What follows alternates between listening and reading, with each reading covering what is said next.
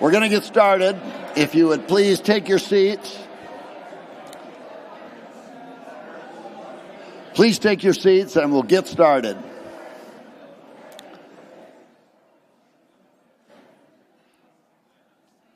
Good afternoon. I'm Dennis Dugard, and with State Senator Liz Larson, we're pleased to open today's program. And if you haven't already, please begin your luncheon, and we'll continue the program while you are eating. I'm very pleased to welcome you all for a critical and timely conversation about the global threats and opportunities facing our country today, and how America's role in the world matters more than ever to our local communities, including our own South Dakota. I'm pleased to be here not only with all of you, but also with a true congressional champion, Senator John Thune, and I thank the U.S. Global Leadership Coalition for bringing us together this afternoon. I'm very honored to serve as co-chair of the Leadership Coalition's new South Dakota Advisory Committee. I know many of you are members of the committee, and I thank you for your willingness to serve. And I'm glad also to serve alongside my friend Jim Abbott, who is also the co-chair.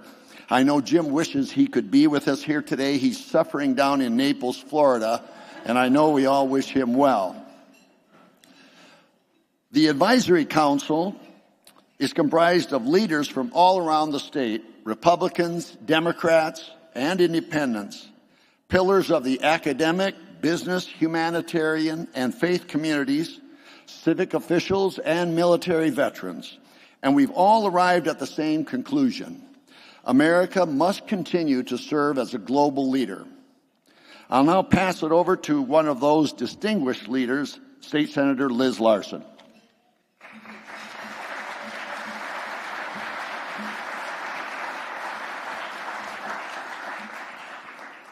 Thank you, Governor Dugard. Welcome, everyone. It's nice to see everybody here. I'm Liz Larson. I'm the senator representing District 10 of Sioux Falls, Northeast and Central Sioux Falls. I'm a lifelong South Dakotan. I'm a wife and mom, and I've also lived abroad for about 20 years, working in the international development sector for a variety of institutions, most recently with the United Nations. I've lived and worked in India, Cambodia, Fiji, Nepal, Indonesia, and many other places.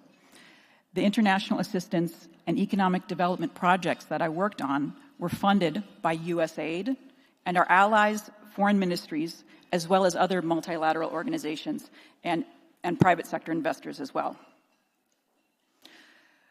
So I was extremely pleased to be invited to the stage here today with such esteemed leaders on a topic that is not only in my wheelhouse, but very close to my heart.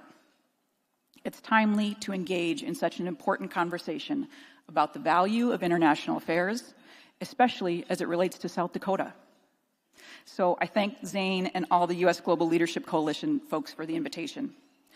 I'd also like to personally thank Senator John Thune for his leadership and being a fierce advocate for South Dakota, both locally and globally. I don't see where he is, but thank you. We're around here somewhere.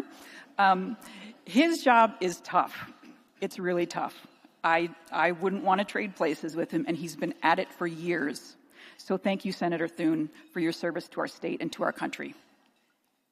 So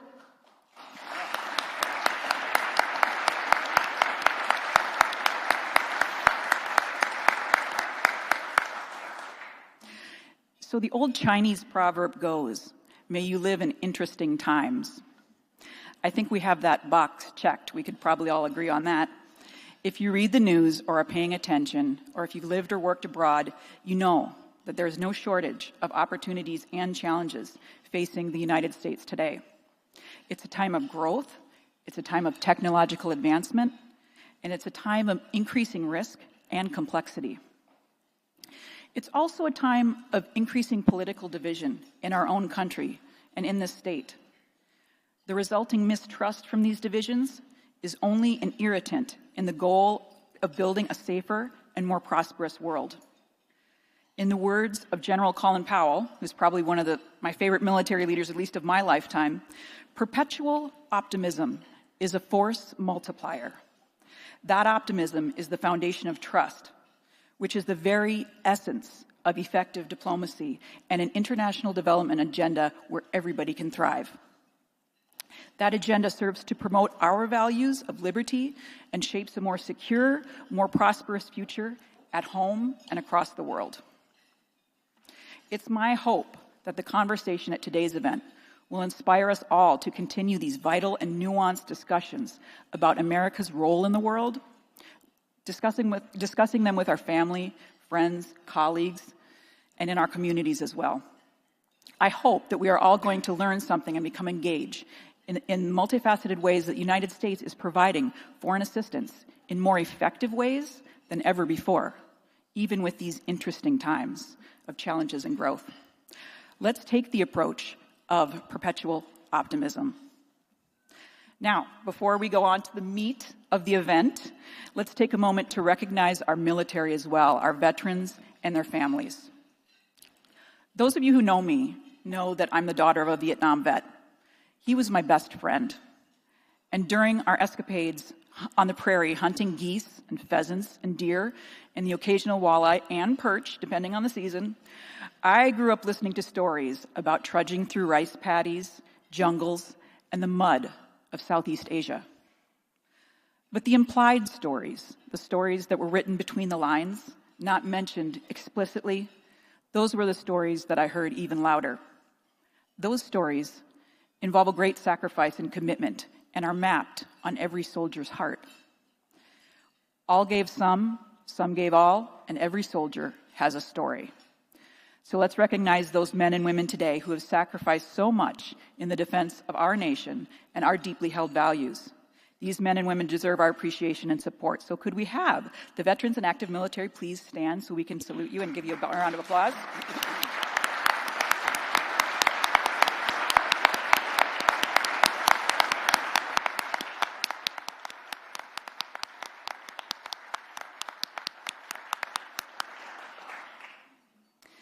Thank you for helping make the work that we do here in South Dakota, further afield in the U.S., and around the world possible. Now moving on, I would like to introduce our next speaker who will tell us a little bit more about USGLC's work in the region. People named Liz are really cool, okay? I'd like to welcome Liz Schreier, the President and CEO of USGLC.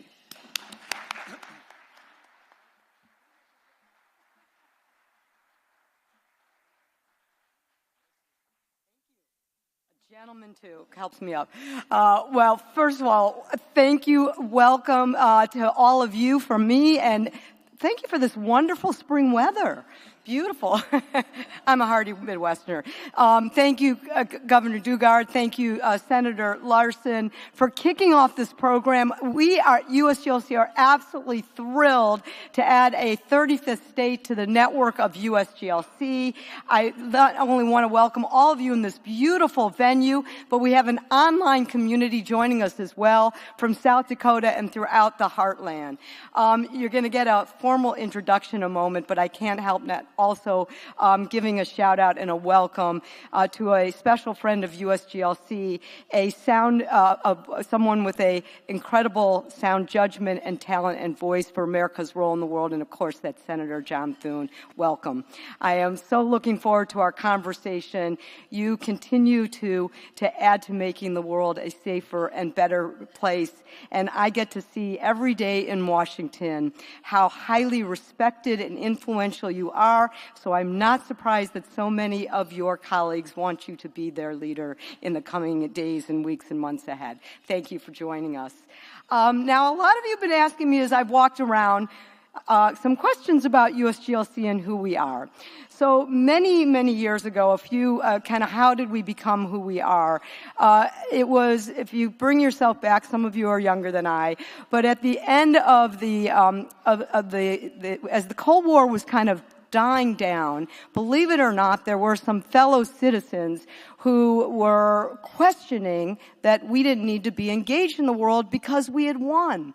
And I actually remember, Senator Thune, you might remember this, that there were some members of Congress that I remember went to the floor of the House of Representatives and they bragged that they didn't own a passport. And they kind of forgot the lessons of World War I and World War II and the difference when America engaged in the world.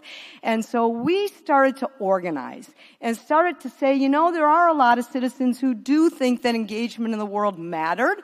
And we started to organize those voices. And to be a voice, certainly the military, and thank you for all those that stood up who gave their service to the military. But there were a lot of those that were organized around support for defense. But there were very few that were organizing for those that were arguing that we no longer needed the State Department, that we no longer needed USAID, that we didn't need the Peace Corps, that we didn't need the civilian tools of national engagement. So that was the formation of the U.S. Global Leadership Coalition, to be a voice to say we need those tools of international engagement through the civilian side alongside defense. So today, you are joining a group that is what the Washington Post called the Strange Bedfellow Coalition.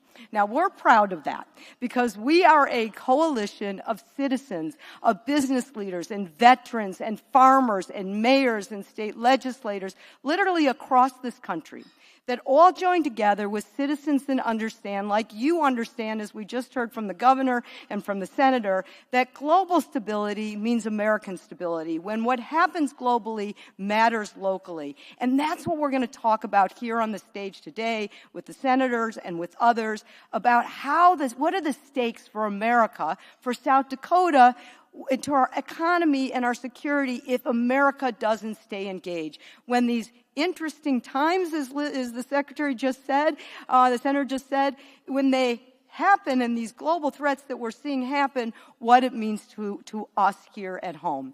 We have these conversations, hundreds of them across the country, in communities and forums around these countries. I like being in the heartland. I recently was in Sioux City with Senator Ernst, in Indianapolis with Senator Young. And I often ask the question, kind of a simple question, what's it worth? And I ask citizens like yourself, what's it worth for American global leadership? And there's actually a card on your table, and if you have a minute, fill it out, and I'll collect it, and I want to hear your answer. But I'll give you an example of some of the answers that I often get. I hear veterans that tell me that if we engage right, particularly with our civilian tools, that what's it worth? That it means that our troops are out of harm's way. If we engage with our civilian troops, what do business leaders tell me? It means that we have more customers for our goods and services. Farmers tell me that it means that we have more places to market our crops. And so one of the things that what we do is we advocate and we educate for one of the most cost-effective tools of the U.S. government. It's about 1% of the federal budget. It's called the International Affairs Budget. What does it do? It supports our diplomats to keep us safe here at home when there's rising autocracy throughout the world. It supports programs that open markets for America's goods and services. You are one of the great trade states in this country, and that's a perfect example of what it does. It invests in programs that right now are preventing way too much conflict in this world. Invest in efforts to fight global hunger, conversations that we're going to have in just a moment on the stage. I have been traveling around this globe more than usually is around this country, but lately in the last month, I've been to Munich with a group of senators, of your colleagues, Senator, to the Munich Security Conference, where the conversation was dominated about the war in Ukraine. The first person I ran into was a friend of mine, General Jim Mattis, who talked about how Putin is trying to destroy Ukraine militarily or economically, and he doesn't really care which one it is.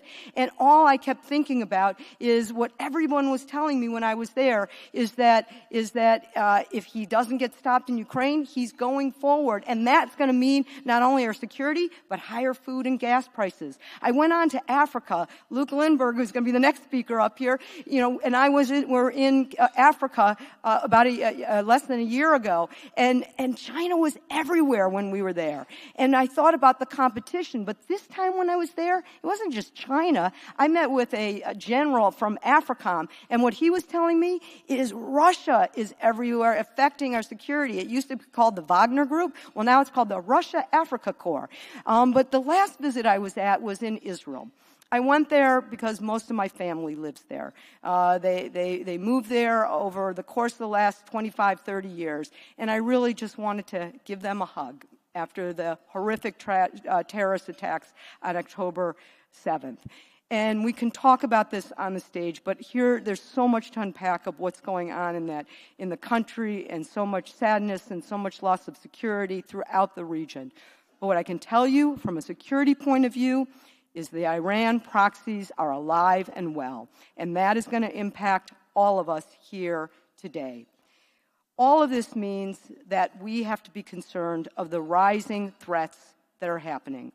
But what you just heard at the opening is there's also rising opportunities, and that's where this conversation needs to really think about, and you understand this. I hear in the conversations I just had with you, 1 out of 5 jobs in this state are trade-related. You have agriculture exports that are over $5 billion. There is so much that is a story to be told about the excitement about what engagement in this world means to this state, this great state, which is why we are so thrilled to be launching our USGLC Advisory Committee today with thank you, Governor Dugard, and thank you, hope you're enjoying Florida, wish you were here, by the former president of South Dakota University, Jim Abbott. And we have a fantastic start to our advisory committee. Everybody with the red tags, I thank you for taking a leap of faith and joining us in this journey. And if I could ask everybody who is starting in our beginning advisory committee, stand up so we can not only welcome you, but thank you to our effort. Hear, hear. Thank you to all.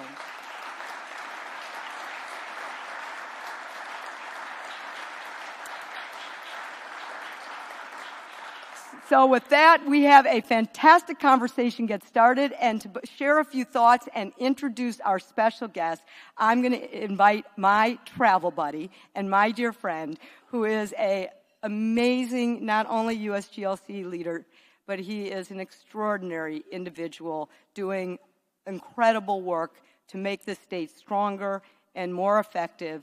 And that is, of course, the incredible, talented South Dakota Trade President and CEO, Luke Lindberg.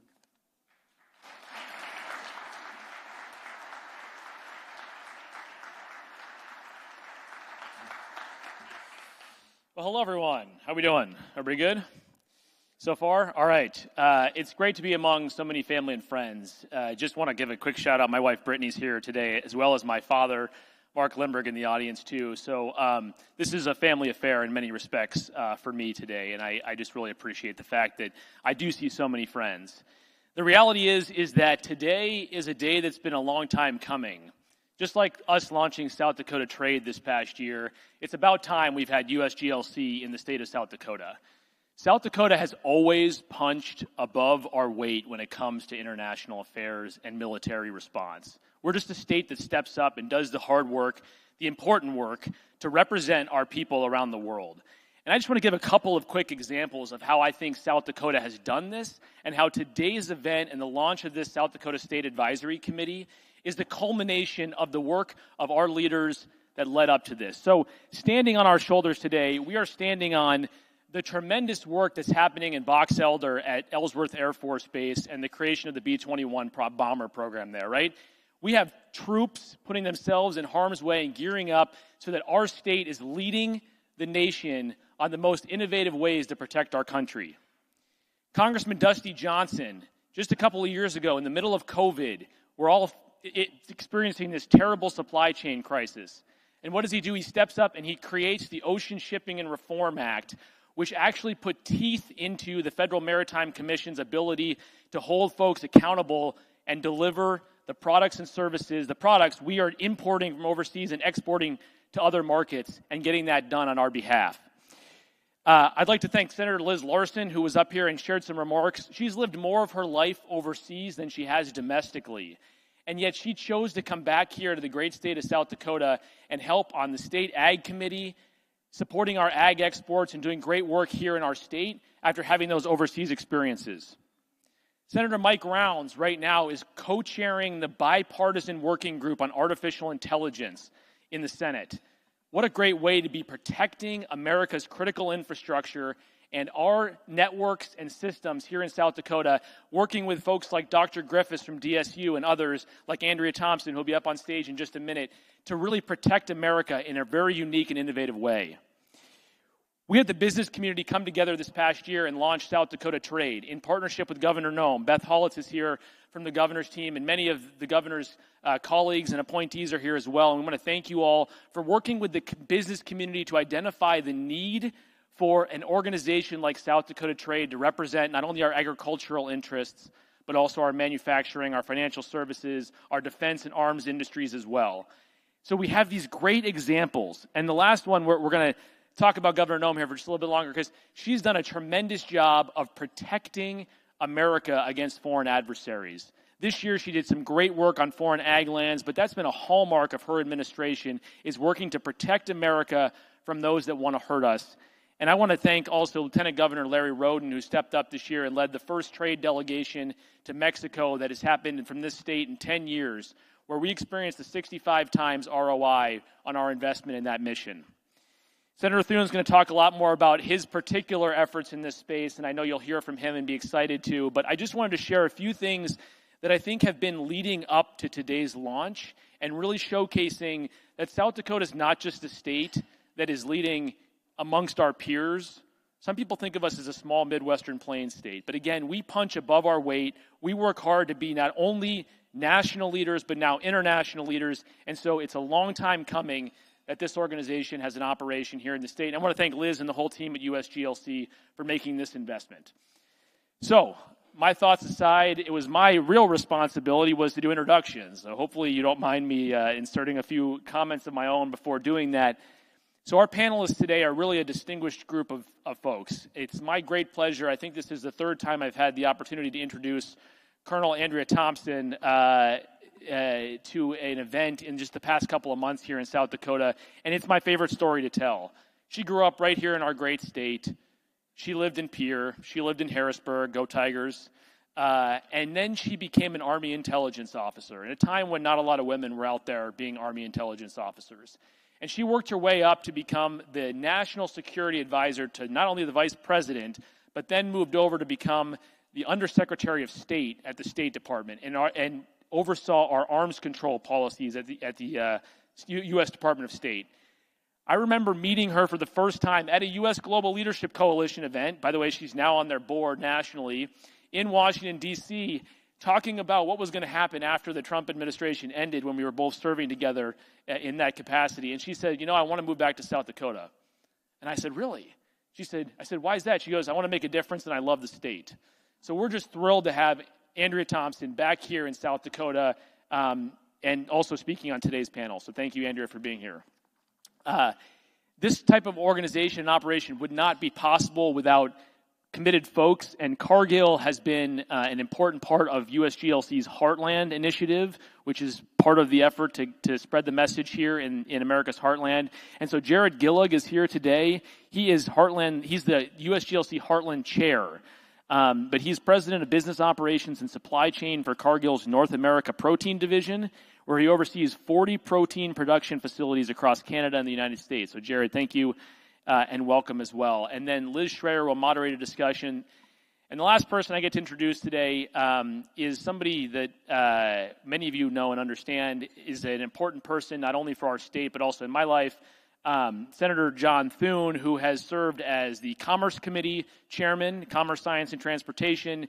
He has served now in this capacity as the Republican whip in the United States Senate, the number 2 role on the Republican side. And he is really leading the nation in a variety of ways to help not only advance South Dakota priorities, but our national priorities. So this morning I was, of course, driving my kids to school and was looking forward to dropping them off. And I said, hey, I get to speak at an event today, and I've been asked to introduce Papa. And I said, what should I say about Papa in front of this large group of folks? And John Mark said, oh, you don't need to introduce Papa. And I said, oh, really? Why not? And Lucy goes, oh, my teacher, Miss Pettingale, knows Papa. And so if Miss Pettingale knows Papa, I think most of you in the room know Papa as well. And so it's my great pleasure to introduce U.S. Senator John Thune and the rest of the team of panelists to come up. And Liz and John are going to come up and have a quick fireside chat first. So thank you all.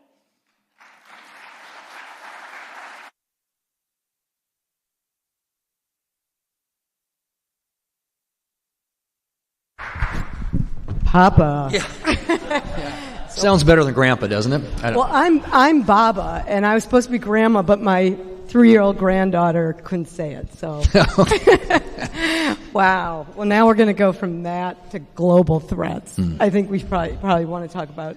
There's a direct connection. Do you want to start with the grandchild story? Well, Welcome. it really is all about, I think when you talk about the issues and the subjects that are under consideration and discussion today, it really is about our grandkids, and making sure that they can live in a safe, prosperous, stable world. And in order for that to happen, America's got to be in a leadership role. American retreat is not an option if we want a better future for our kids and grandkids. Here. Well, welcome. So maybe we can start here. I can't think of a more perilous moment that we're probably having this conversation. So we'll maybe start on a big picture. I spent a lot of time talking. Associated with us, we have over 260 retired 3- and 4-star generals that are associated with us, 30,000 veterans for Smart Power. We had a group that stood up with us. And I was just talking with our co-chairs, and one of them said to me that the world is more complex, more interconnected, and more challenging than perhaps any time in history. And I could guess why, but I did ask him why.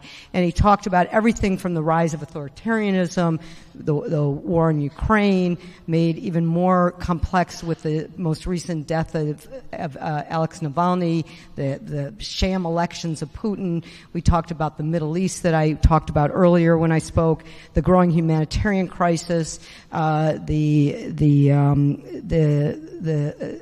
year of voting in the midst of these rising authoritarian.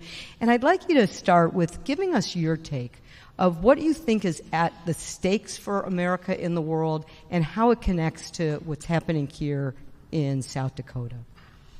Well, and by the way, thank you, Liz, and thank you for being here, and thanks to all of the folks who are involved in the Global Leadership Coalition. I think it does touch on a really important issue, and sometimes those of us who live here in states that arguably are landlocked and not close to the coast can tend to look at the world and ask questions, which we hear on a regular basis. Why is the U.S. involved? Why should we be involved in other places around the world? And that's a fair question, but I think the truth of the matter is that in order for the United States to succeed and for democracy and freedom to succeed around the world, the U.S. has to step up and play an important role. Talk about World War II and the lessons we've learned from history. Many people in this room know my father was a decorated World War II fighter pilot who flew combat missions off of the aircraft carrier Intrepid, and actually over modern-day Taiwan. At that time, it was known as Formosa, but when the second battle, or the Battle of Leyte Gulf and MacArthur was coming back up, he was involved there. But my Uncle Gib was at Pearl Harbor December 7th, 1941, when it was hit by the Japanese, and he was in the Navy at the time on a minesweeper. My grandparents didn't know for days whether he was alive or dead. And I remember he always said that if the Japanese had known how unprepared we were, and if they had just kept rolling toward the West Coast, we'd be living in a very different world today. And I think those, learning from those lessons of history, it's a reminder, obviously, of what's at stake. Because, if we want to maintain our position in the world, this is the greatest, most prosperous country in the history of the world, with the greatest economy and system of government. Our founders were very prescient when they came up with a constitution that created checks and balances and separation of powers and that sort of thing. It's a model the world over. But absent American leadership, I think you'd probably have, Russia would keep right rolling into Central Europe. And the Chinese obviously are flexing their muscle in that region of the world, but more importantly, as you point out, they're everywhere. You know, I've spent some time in Africa as well and other areas around the world. They are everywhere. They're very strategic in how they think about. They play the long game, and I think sometimes in our country we're kind of day traders. You know, we're trying to win the news cycle or the next election or whatever. And China doesn't look at the world that way, and so there are competitors, and this is great power competition with China, and obviously on a lot of levels with Russia. There's just a lot of things going on in the world right now that make it a dangerous place, and that really requires and demands that America play an important leadership role economically, militarily, in the cyber world, diplomatically, on a political level. We just need to be engaged. Senator, let me bring this back to your work in Congress. Just before the recess, there was a lot of conversation on what's called the National Security Emergency Package. It's often talked about as the Ukraine supplemental, but as you know well, it is so much more than that. This is the emergency supplemental that has funding for Ukraine, Israel, Taiwan, Indo-Pacific outreach, and humanitarian issue. It passed. You were a key supporter in a overwhelmingly bipartisan support in the Senate. It's hung up in the House, as we know. USGLC has provided big support for it, trying to make sure it gets over the finish line. I want your constituents to hear what you said on the floor during the important vote. You said, these events are also a powerful reminder of something else, the need for American leadership on the global stage. Some would question our continued support for Ukraine. I question what will happen if we don't support Ukraine. Supporting Ukraine, like supporting Taiwan and Israel and other free countries, is in our national interest. So we were just talking about it, but I want you to bring it down to what these emergency resources is. Why do we actually have to make sure that we're supporting them, not just by rhetoric, but also making sure that we support them in terms of these emergency resources and stand up and show who we are as American. And then if you want to add what you think is going to happen in the House on this bill, I'd love your thoughts. But start with explaining this package, which you were such an important leader in making sure it got over the finish line for the Senate. Well, first remember that of the amount, and about $61 billion of this is sort of dedicated to Ukraine. And then there Israel, who is an incredibly important ally and friend of the United States, and we need to do everything we can to support them as they attempt to root out Hamas and their influence in that region of the world. And of course, the Indo-Pacific, we talked a little bit about China and Taiwan, how important that region is going to be in terms of defining the future that we're going to live in. But $38 billion out of the $61 billion that is going toward Ukraine is actually going into rebuilding our military.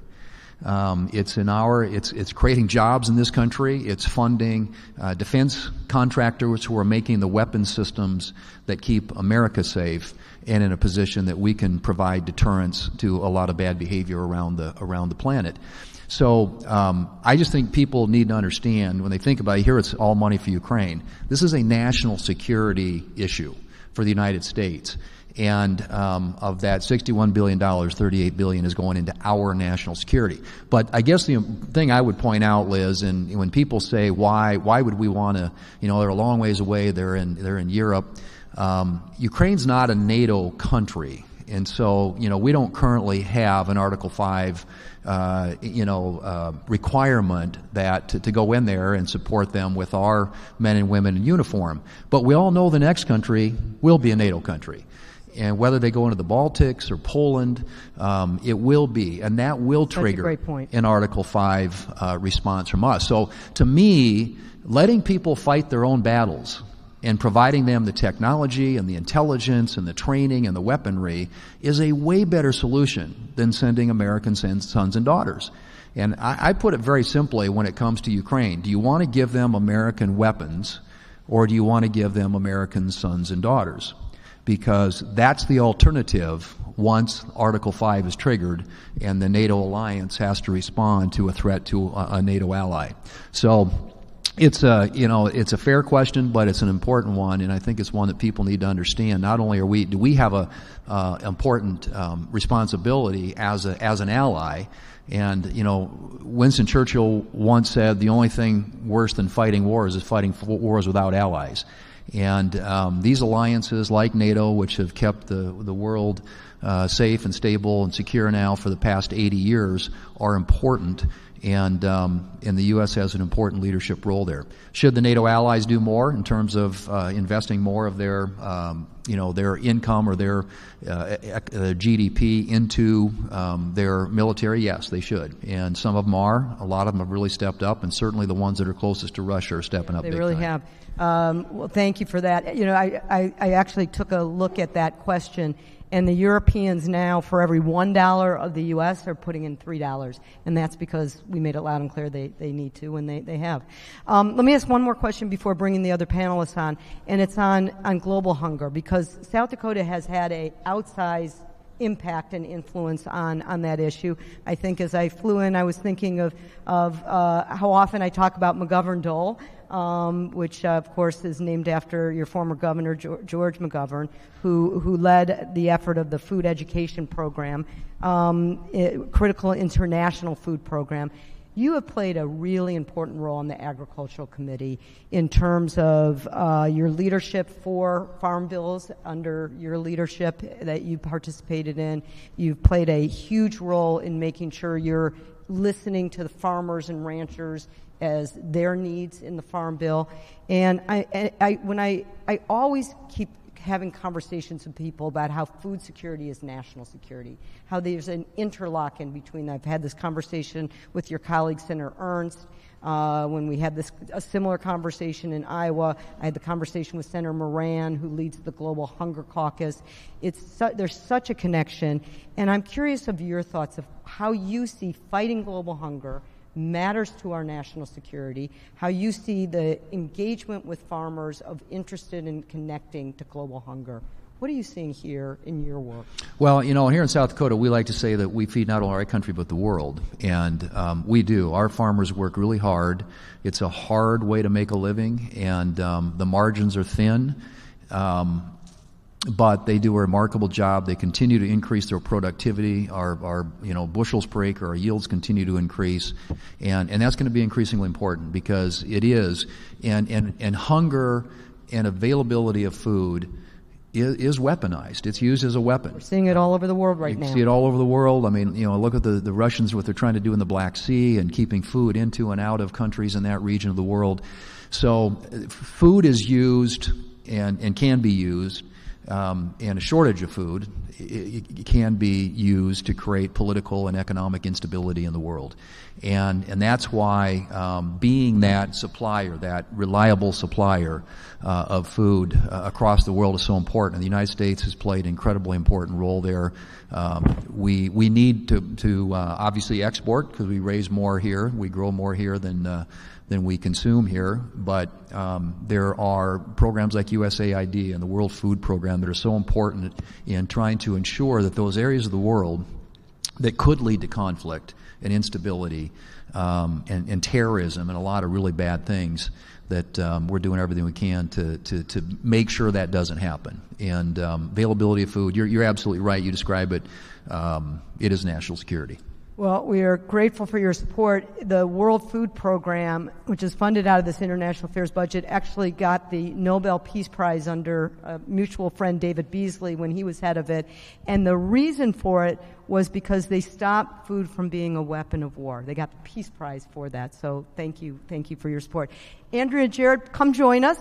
We're going to continue this conversation about food security as national security, and expertise that both of you have. I think Jared over here, Andrea over there, so your mics work. I don't know. I just read the little signs on the seats.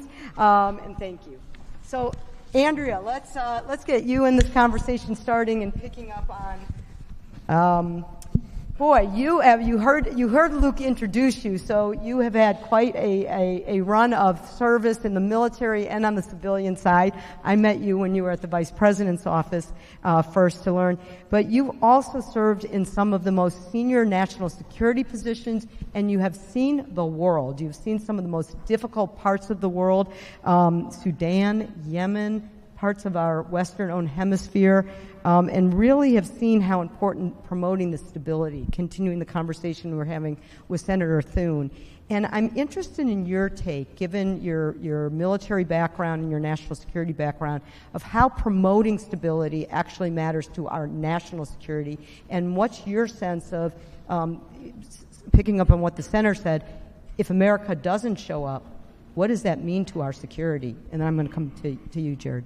No, thank you, Liz, and thank you for the opportunity and to join this panel. And thank you to the fellow advisory committee members for saying yes to Liz and to the team. I tell folks, they're like, how did you ever get connected? If you've met Liz, no is not an answer. And so we first met at the... I wish it was that. We first met with Vice President Pence's time over at hosted her at the White House. And when she asked me on the board, I'm like, is there any option? And we say yes. She's like, and Truth in Lending, and I'll really answer the question. I think, Liz, it was probably 5 or 6 years. I'm like, when are we coming to South Dakota? When is the USGLC going to be in South Dakota? Liz, do you know South Dakota is one of the very few states that doesn't have an advisory committee? It's like, I got it. So thanks to Luke for also helping hound a bit. So it is great. Just another tick for the great state of South Dakota. Now to answer the question, I have seen, and I'm very proud to say, 28 years as an Army officer through the University of South Dakota ROTC program, go Yotes, and have seen what happens when diplomacy fails. I have also seen it, and during my time in the State Department, sitting across the table, negotiating arms control treaties with the Russian delegation and Chinese delegation. And it was a quote I was telling, my CEO was telling Stacy, the quote that really resonates with me, and of course it's on a banner in the back here, which you'll see in the reception, with former Secretary of Defense General Jim Mattis, who said when he was a CENTCOM commander, if you don't fund our development and diplomacy, I'm going to need some more ammunition. And that is truth. And I tell folks, when we've deployed, when I went to Iraq a couple times, when I went to Afghanistan, it's because our diplomatic measures had failed, or something had failed along the way. Our military option is never the first option. So that's why it's important to build this presence forward. It is, as Liz said, when you go into Africa now, the Chinese are every stadium, every bit of poorly built infrastructure probably has a Chinese money behind it. We have got to stay present. We have got to stay forward deployed, both economically, diplomatically, militarily. So when we see our businesses forward, when we see our prominent U.S. leadership, and South Dakota is part of that solution. The group that we have here today is not only, state leadership or national leadership, as Luke said, went across and had the trade delegation to Mexico, and the return on investment was absolutely incredible. That is the strength of American leadership. That is the strength of an American dollar. And if we need to, that is the strength of the U.S. military. Thank you, Andrea. Jared, I'm going to wait 1 second because I want to just pick up on your last point about China and ask the senator a question. Obviously, China is a really important trading partner for the state. But they're also a big competitor, and I want to pick up on your last point about what Luke and I saw, and a lot of us see when we're traveling to Africa. Senator, when you were on the Senate floor, I picked up one of your quotes that you said, because you said military and economic strength is a powerful deterrent. But it's not enough. We also have to engage in the global stage. You've been saying that today already. We need to build and maintain relationships with allies, support free nations, and stand against hostile actions by hostile countries. Now, what I'm going to talk about now is not hostile, but it's competitive. It's this competitive idea. So I looked at some numbers, and over the last 15 years, China has raised its development spending by 525%. So they're out there. They're in Latin America. They're in Africa. We've talked about. They're in Indo-Pacific. And the House the House of Representatives has a select committee on China, and they just did a report, bipartisan report, led by Congressman Mike Gallagher, Republican, and they said we have to be using our development tools better. So on the competitive engagement part, what's your sense if we're getting it right? Are we doing enough? Are we leaning enough on the tools? And I love these trade missions that South Dakota is doing, but are we, using our tools enough, given what Andrea just said? I would argue not, and I think that really is a really important point. China, of course, is a competitor, and we are in great power competition with them on many levels. And I was down at Offutt Air Force Base yesterday at STRATCOM, and just looking at the threats that we face, the threat matrix, and how heavily they're investing not only in their conventional military but their nuclear. And it was a real message that we've got to up our game when it comes to modernizing our nuclear enterprise too, because that is a powerful deterrent to bad behavior. But to your point, you have to engage with all the levers of American power, and economic power is soft power, but it's incredibly important, because there is a direct correlation, in my view. If you have an economic relationship with somebody, they're more naturally going to be aligned with you when it comes to other issues. So if you think about our presence, for example, and I think we're not doing near enough in my view. I was a supporter of the Trans-Pacific Partnership. It was something that was negotiated under President Obama. Both Hillary Clinton and Donald Trump, when they were running for president in 2016, said they're not going to approve it. So we never voted on it in Congress. But there are all kinds of countries in China's orbit that I think would more naturally align on a values level with the United States. But we're not there. And you have to be present. And so, to answer your question in a very direct way, we're not. I don't think we're doing enough. All right, well, let's turn to what can work. I want to go back to the food security issue, Jared, with you, because food security is such a key issue in South Dakota. And I think about growing populations, increased pressure on water resources, extreme weather events that are creating real challenges that for farmers in South Dakota, around the world, that they all have to deal with. And Cargill is very focused on sustainable agriculture, and you're building, to build more resilient food systems, to regenerate soil, improve water use, encourage more efficient protein production. So can you, as we think about the work that that's happening here, how does Cargill sustainable agriculture build stronger, more resilient communities worldwide? How does this support America's farmers' ability to adapt to climate shocks that impact the conversation we're having here? So let's start moving into what's working. Sure. And again, thanks for the opportunity. The work here and the conversations obviously is critical, and Cargill's proud to be a part of the USGLC. As you think about, Cargill works hard every day to move food around the world, and we do that in a sustainable way, as we have for the last 159 years. And when you dig deeper into that, Cargill really cannot accomplish this, nor can we affect sustainability around the world without engaging farmers. And how we do that, I think, is critically important. There's a couple examples, where you think about how we open marketplaces up to farmers through market access, through trade. You think about being able to connect customers with different ingredients, and ultimately, we can connect people and animals with the food they need. Two of the programs, though, that we can highlight would be Regen Connect. So Regen Connect is pretty unique. There's an evolving environmental marketplace, and what this is allowing us to do is to actually incentivize regenerative agriculture and some of the practices that help, from an emission standpoint or how we're using water, to actually recognize. And we're partnering with customers, we're partnering with suppliers to be able to create those incentives. And we've got a goal and farmers are going to help us achieve that we can actually have regenerative agriculture practices across 10 million acres by 2030, which is pretty exciting. The other one we talk about and that we're really proud of is our Beef Up sustainability work, and that focuses more on the livestock side of the production, where we're looking at conservation organizations and customers to going back, looking at regenerative practices and specifically, grazing practices that are enabling farmers. But ultimately, all that isn't possible without really figuring out what is sustainability of agriculture. And Senator Thune highlighted that. I mean, there are narrow margins in agriculture. And I think how we step back and look at this, sustainability is critical, but how we continue to invest in the innovations. We talk about increased yields, and supporting those innovations is absolutely critical as we think about the livelihoods, and ultimately, how do we get the next generation back in agriculture, which is near and dear to my heart, coming from a farm family. So, Love it. Great. Thank you.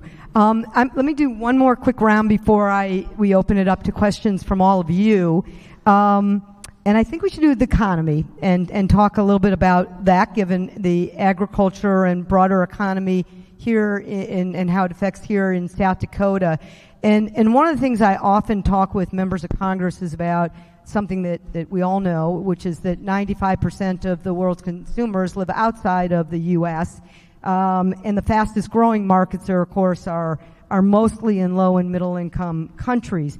I am so taken by already, as Andrew, you said, we should have started this years ago in South Dakota, but as Luke has taught me well, that over 100,000 jobs, 20% of your job market is connected to trade. And I'm so impressed I've already met some of the South Dakota industry titans in the state that are making such a difference in the international market. Viflex and Dictronics and Smithfield Foods, and I think all of you could probably stand up and tell me about your businesses, and I'd love to hear them. So, Senator, I'm really interested in some comments from you. When I look at the top 10, that you're one of the top 10 exporters in corn and wheat and soybean and cattle, in terms of what you're doing around the world, and the international industry market is so critical to your producers here in the state. I love a letter that you wrote recently, that you made it pretty clear about how important engagement is. This is what you said. International trade is critical to the continued success of U.S. agriculture. Diminishing access to foreign agricultural markets for U.S. industry creates significant economic headwinds and jeopardizes the livelihoods of more than 1 million American workers, farmers, and ranchers. I think most people in this room would agree with that. So at a time when, we've been talking about food security is national security. Well, economic security is national security, and we better get this right. And so talk a little bit about your perspective of when you go back to Washington, of why you talk about, that economic engagement of the world is so important to our state economy here at home, why we need these diplomatic tools, these agricultural trade tools, these development tools to get our economy right here at home. Well, we are in South Dakota, as you pointed out, Liz. There are tens of thousands of jobs that are supported by trade in this state, and a lot of businesses, hundreds of our businesses, have stepped up and are now trading internationally. And agriculture, it's over $5 billion, as you mentioned earlier, annually. That is a huge, huge impact on the South Dakota economy, and it's our number one industry in our state, so we pay a lot of attention to it. I've served on the Ag Committee almost my whole time in Congress. I'm working on my 5th Farm Bill, and the reason for that is obvious, because it does have such a direct impact. As agriculture goes in South Dakota, so do our main streets, and particularly in the rural areas. And I think sometimes people here in Sioux Falls think we're maybe a little insulated from it, but you walk down in the mall and see all the people that are from all over across the region who come to this area to shop, and most of them are involved in agriculture. So it's hugely important. It's just an issue that impacts South Dakota, but it's incredibly important to our country. And that's why getting it right, in my view, and putting more focus and emphasis on negotiating free trade agreements is so important. And we haven't had one now. Under this administration, we haven't had a free trade agreement. And I just feel like we're missing the boat. And we're going to actually have this year a trade deficit in agriculture, biggest trade deficit in a decade, and not something that we're used to. We've used to run trade surpluses, and so that's why it means we've got to be even more aggressive in getting out and opening those markets. And it's in countries like you said. Some of them are countries, China, for example. These are not countries in many cases with whom we have a tight relationship beyond agricultural trade, but they are big markets for agriculture. They need us. And we need to be able to deliver the goods, and we need trade agreements to do that. Couldn't agree more. Jared, we are so grateful that you are our USGLC Heartland Chair. We get to travel with Cargill all over the Heartland. But you also support a new program, Farmers for Prosperity, where we're engaging farmers as well. And you help us talk with them, learn from them, engage them, and how important it is to particularly shine a spotlight on public-private partnerships with the private sector, nonprofits, working with U.S. government to make a difference in the world. So I'd love you, if you would, to just briefly share why this is important for Cargill to work with the private sector, the nonprofit sector, government to tackle some of these big challenges in the world, why it's important for Cargill to engage and help us engage with farmers, particularly in South Dakota, but all over the heartland, to address some of these global issues that we're talking about today. Yeah, yeah. As I think about, the importance of what we do here in South Dakota. I mean, one in every 4 acres of American agriculture is actually exported per the American Farm Bureau. And you think about what impact that has on not only here in South Dakota, but we've talked about it across the panelists, and just the sustainability, the economic viability, the ability to kind of harness some of the political unrest. But the important part is we grow food, and it's often not in the right place. So our ability to move that, I mean, Cargill sees that as an absolutely critical component of that, and that actually helps to create food security. And so partnerships, we've invested in new and ongoing partnerships with organizations such as CARE, with the Heifer International, with the World Food Program USA, Feeding America, and ultimately, that comes back to the farmers and ranchers, here in South Dakota and around the world, to help move that food, and again, focusing on innovative practices and thinking about what we can do to truly make an impact and create different solutions across the world. I love it. So get ready for your questions, but Andrea, I remember when you called me and said, I'm leaving. I'm like, you're leaving? She says, well, I'm leaving to go home. But then you told me what you're going to do, and I got so excited. So you are now the CEO of I want to get it right, Dakota State University Applied Research Corporation, DARC. And it's amazing. It's this incredible new research and innovation hub that's working to strengthen America's technology leadership and workforce. And boy, do we need it. I love when you said our tech expertise will continue not only to the safety and security of our businesses, cities, and state, but also to our regional and national security. We need that. So talk about how you see your work impacting Americans' technological leadership, but our economy, security, and our national security as well. Thank you for doing this. We miss you in Washington, but thank goodness you're here. I miss Liz. I don't miss Washington. Sorry, Senator. I think that's why the senator comes home so often. Comes home. So I could humble brag on this all afternoon about the incredible leadership we have in the state of South Dakota. And the reason I said yes to Liz for being on the board is I said yes because of the leadership of President Jose Marie Griffiths, who's here today, who's also on the advisory committee, Dakota State University's incredible president, visionary leader in the technology space. So when she said, I have this idea, and it was a couple years ago, and said, here's what I want to do, and I want you to be part of it. And I said, this is incredible, and this is important for our state, but it's important for our country. So, cybersecurity and technology underscores everything that we do. Everyone in this room woke up this morning and probably checked the weather on an app and checked your calendar on everything underscores. And that's also, it's a strength and it's a vulnerability. Much like food security, everything that transits from our state is hackable. It's not a matter of if, it's a matter of when. So how do we strengthen those defenses? And the programs at Dakota State University, we produce these incredible graduates, and many of them have to seek work outside of the state. The jobs in that particular field, in this field, is just not here. It is now. So through the generosity and philanthropy from many of the leaders, the support of our political leaders, our business leaders, and the state, we've stood up DARC, Dakota State's Applied Research Corporation. And it is here for you. We are a not-for-profit. It surprises people. We are a not-for-profit. When your company says, hey, can you come in and take a look at my network, every dollar you spend goes into me either hiring another incredible cyber research engineer, preferably from the state of South Dakota, or someone to come live in South Dakota. It's $1 back to South Dakota. Or it goes back to building another building to work and bring that business. So I'm incredibly excited about it. This is a generational change. Folks, and I will stop because I will blow our timeline. This is generational change for the state. You will come back 5 years from now, 10 years from now, and see a second building, a third building, hundreds of cyber research engineers that are solving problems for the National Security Agency, Homeland Security, big finance, big healthcare, name the company, and our partners.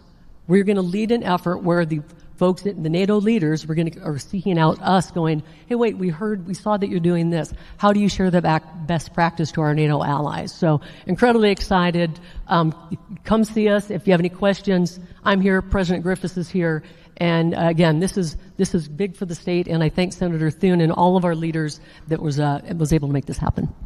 It's amazing. I have to tell you, when Andrea was in Washington and on our board, we would have various policymakers that would come, and the question she always asked is, where is the next generation of me coming from? Because we're not educating them, we're not preparing them, and there's very few people we meet in our lives that actually do something about the questions that they ask, and here, you're doing it. So congratulations. The floor is open. My colleagues have microphones around to ask, so raise your hand. I already see one of mine right there. Eric, you have somebody? Yep. If you introduce yourself, I will ask not speeches, questions, because they're super smart and they can answer them. Thank you. Excuse me, Kira Kimball, and let's continue the questioning with Colonel. I know you're in the civilian world, but it is thrilling to be a woman and refer to Colonel Thompson, so I will do that. We are in the process of celebrating Women's History Month, and my LinkedIn has been filled with quotes of advocacy and celebration, but we also know there are tons of barriers for women in the spaces of national security, in foreign policy, and you sit on the board for the Women's Foreign Policy Group, and you have been a strong champion of gender parity in these spaces. And really, representation matters for all women in positions of leadership, authority, and power. And what do we need to continue to do to elevate women in these places of influence for foreign policy and for national security? Colonel. No. You Andrea, or if you went to high school with me, Andy. Great question, and thank you for your leadership and raising it for Women's History Month. Again, very briefly, you have to see it to be it, right? And we've got to be able to see, like, I want to be that. And if no one really kind of looks like me or has a background, it makes the path perhaps a little bit harder. So I tell everyone, be a mentor, men and women. Be a mentor. Reach back, give back to those. We are all here because someone led, mentor, and developed us. Whether it's my mom, who was my first positive role model, to President Griffiths, instructors, Coach Duba, where's she? My 7th grade basketball coach, Linda Duba.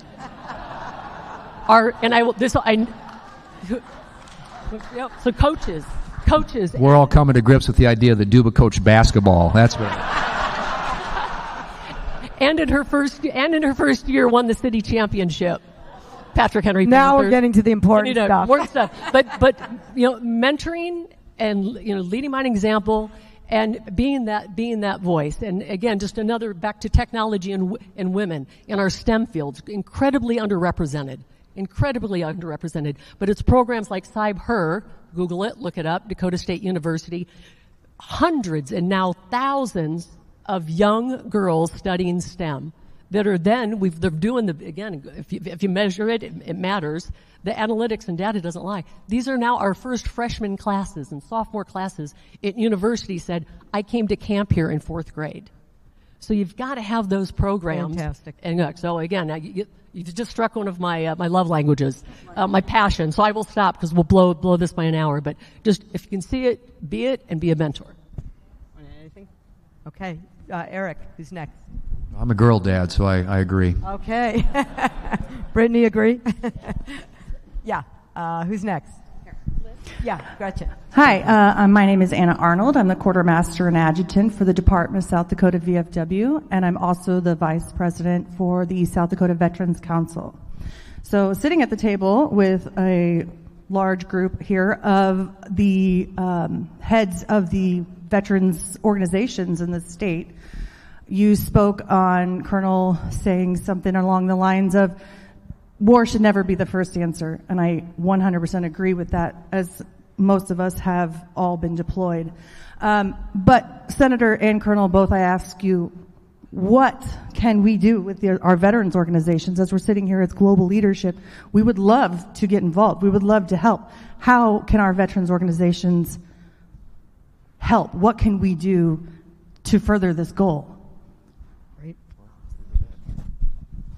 Oh, I said Senator, and he's like, no, you take it. So first of all, thank you. The power of the organizations represented, it's incredible when you look again about the history and the legacy we have. And that's the first step, right? Coming forward with USGLC going, we have veterans, how can we be more helpful? Back to mentoring and your experiences and that network. And it's a common language. When you come up and talk to me about, you know, I didn't serve in Vietnam, but I can tell you what the sound of an incoming round sounds like when it thumps where you're living in Tikrit, Iraq. That is a common language, and it bonds us. And so how do we tap into those experiences, both negative and positive, to help with it? Because there are applications, I tell folks, every day in the business world. Sometimes folks get spun up pretty quickly. They're like, oh, this is horrible, and it's catastrophic. I'm like, is anyone bleeding? Is there loss of limb? Is anyone dying? Well, no. Well, then, okay, calm down. Let's talk it through. So there are so many applications on the resilience that our veterans have experienced, those educational, the background, and most come back and are successful in the business community. So welcome it. I guess the moral of the story is when a veteran asks, do you need my help? The answer is yes. I think Colonel covered it really well. I just think that your organization and the vets across South Dakota, and as is pointed out earlier, we do punch above our weight when it comes to military service. South Dakotans have always answered the call from World War I and rolling forward to today, and we're grateful for that. We're grateful for your service, and encourage you to continue to be advocates. Your organizations are incredibly effective in when you are lobbying us, advocating on behalf of South Dakota veterans in Pierre and Washington, D.C. I encourage you to continue to do that. And then I would also say to the Colonel's point, anything you can do to take your experience and know-how and share it with that next generation. One of the things that we've observed, you know, we have people who apply to the military academies, and that's really dropped off.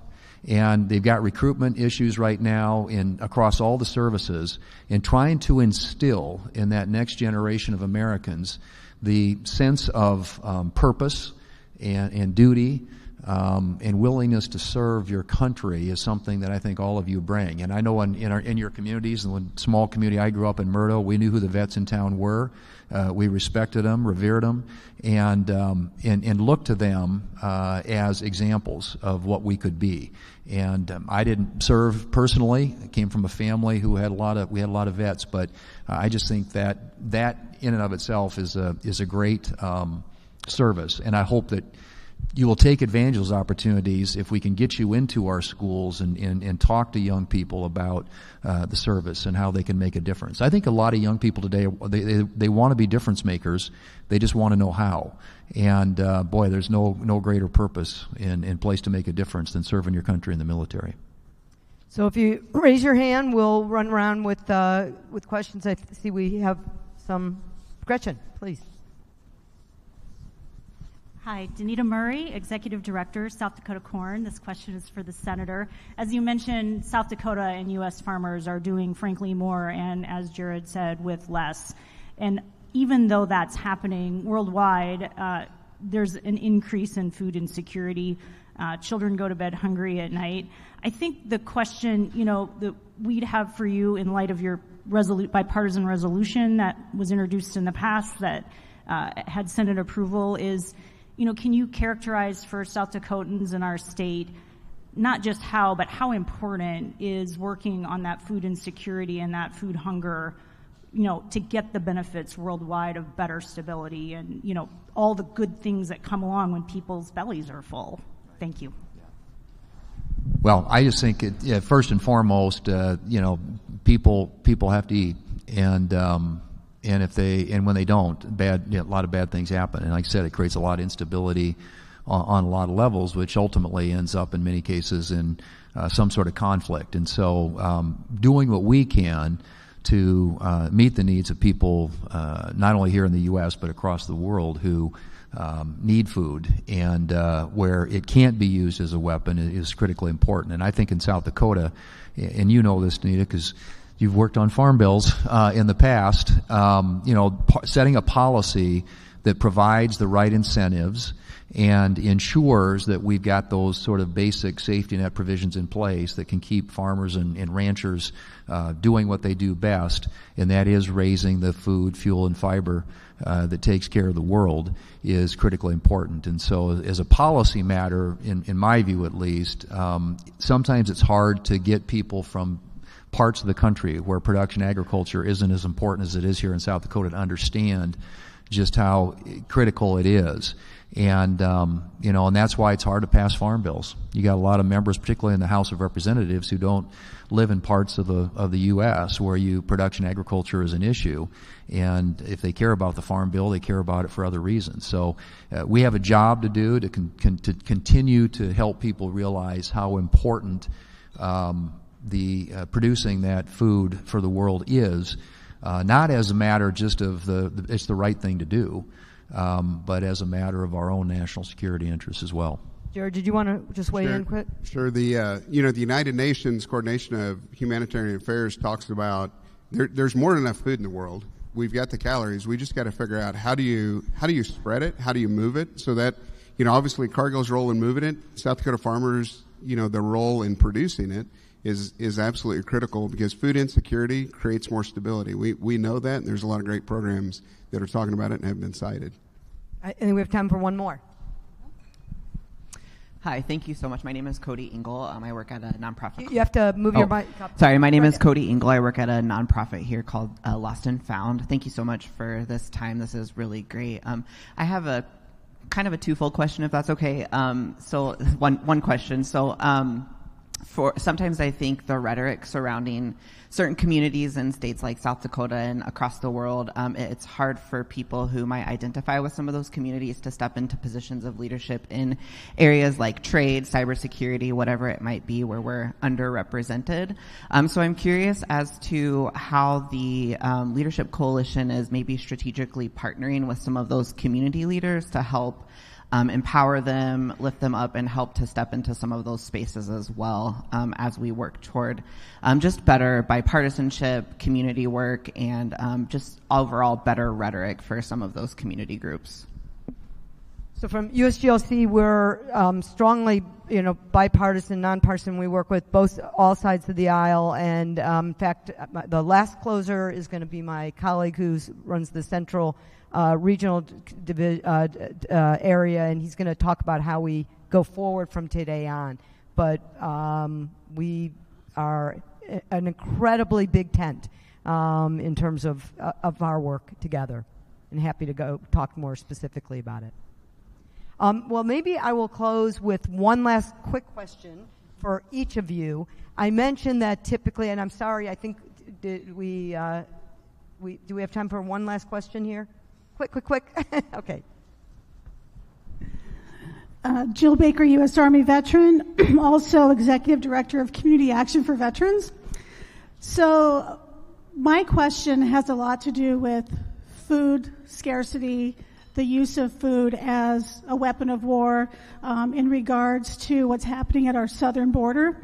And so I'm wondering if the USGLC has really thought about how can we look at, economically with the agriculture and national security in ways that maybe we can come together and work with some of those countries in South America that, with the the drug cartels are coming in and they're definitely taking over the resources. And I feel like this is a really good, the USGLC is a really great body to sort of take on that challenge. And I'm just curious if you're doing that. Well, I can just share with you briefly. One of the really important parts of the international affairs budget is to focus on what we would call root causes of why does a family, most of the research shows that people want to stay home if there's economic opportunity. It's one of the things the senator has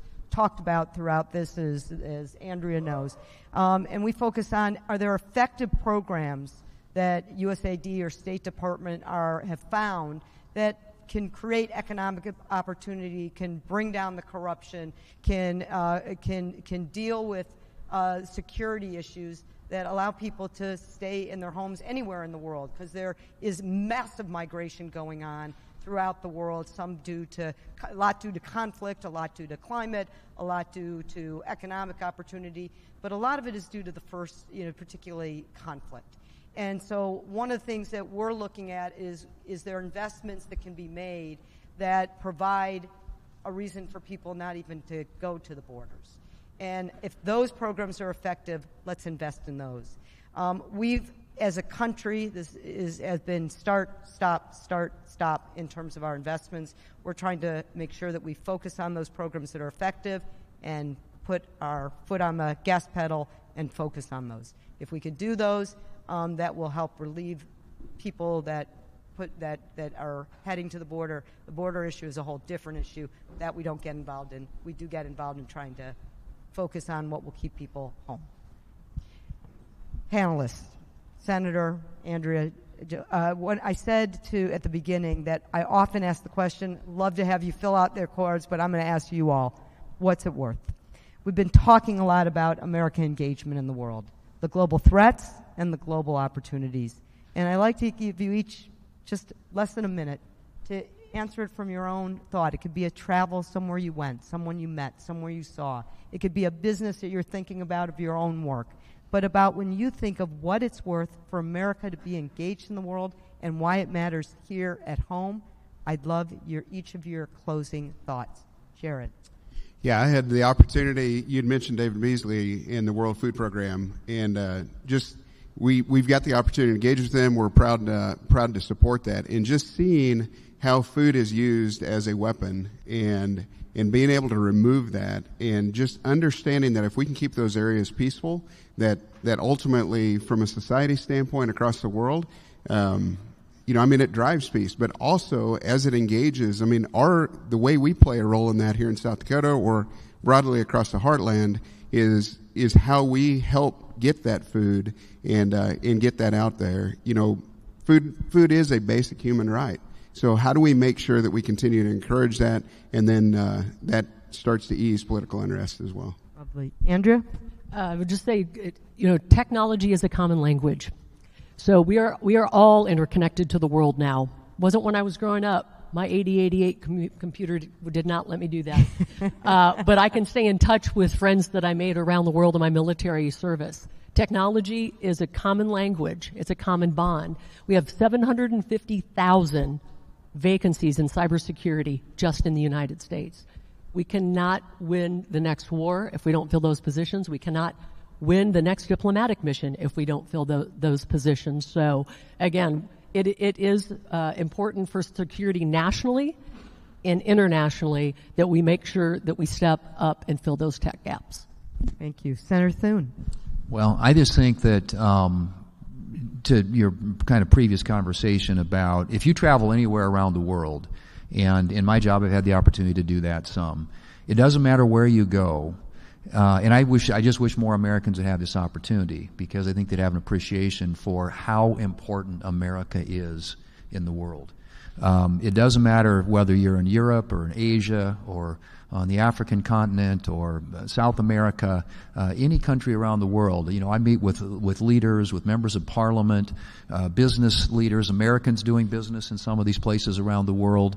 We are the indispensable nation, and I know sometimes you don't want to let that go to your head and think that we got it made, because we don't. We've got a lot of issues that we have to deal with here and challenges at home as well.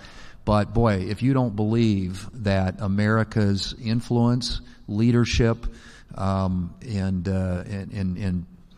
around the world matters, just get out there and travel a little bit, because it really does. They look to us, and we just have to be able to work with our allies in ways that are beneficial and make the world a hopefully safer, stronger, more stable, and more prosperous place. And if we withdraw from that, if America retreats, I really fear in a lot of these places around the world for what it would look like. So we need to be there, and we need to be difference makers. Yeah, we won't like who fills that void. Ladies and gentlemen, first thank Andrea, Jared, and a special thank you to Senator Thune for not just being with us today, but for what he does every day to make our world a better, safer place.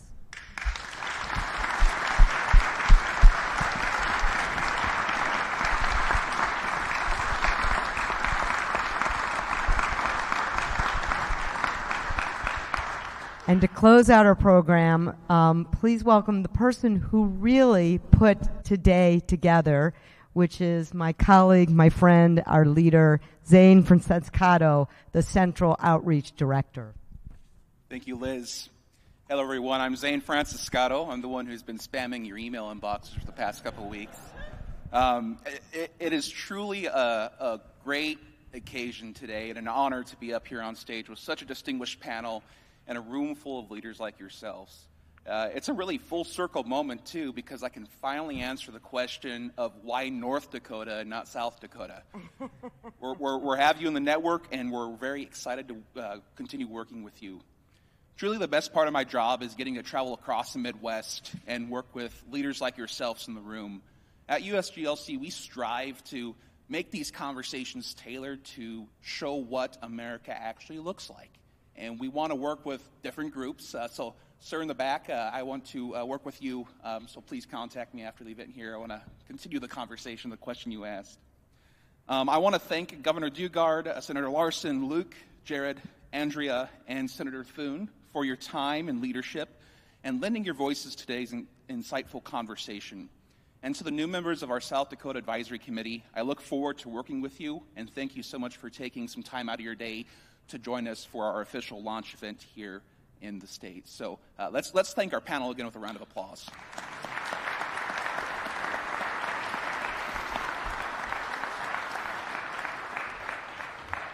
Here at USGLC, we believe that when Senator Thune and other members of your delegation support America's development and diplomacy programs, it's important to thank them. You know, when you see your delegation member in the media about some international issue, write them a thank you letter, highlight it in your local paper, call it into your local radio station, and talk about it with your friends and family. Your continued engagement to show why America's global leadership matters to South Dakota is crucial. On that note, I want you to stay on, in your inbox. There's some other opportunities we're hoping to bring to the state this year. I'll be following up with you all with one more email, I promise, just one, with some photos and the live stream from today's conversation. You are all part of an important group of individuals across the country who have the ability to make an impact. On that note, this summer in Washington, D.C., we are hosting our annual Global Impact Forum on June 3rd and 4th. This is a full 2-day opportunity in D.C. where we'll have a day of programming, much like the conversation we had today, and a Hill Day with meetings with your congressional delegation on Capitol Hill. Again, happy to talk to you about that opportunity after the conference. Thank you all again for your support, your passion, and your voice. Because of leaders like yourselves all across the country, America remains a leading force of good in the world. With that, we're concluded. Thank you all so much.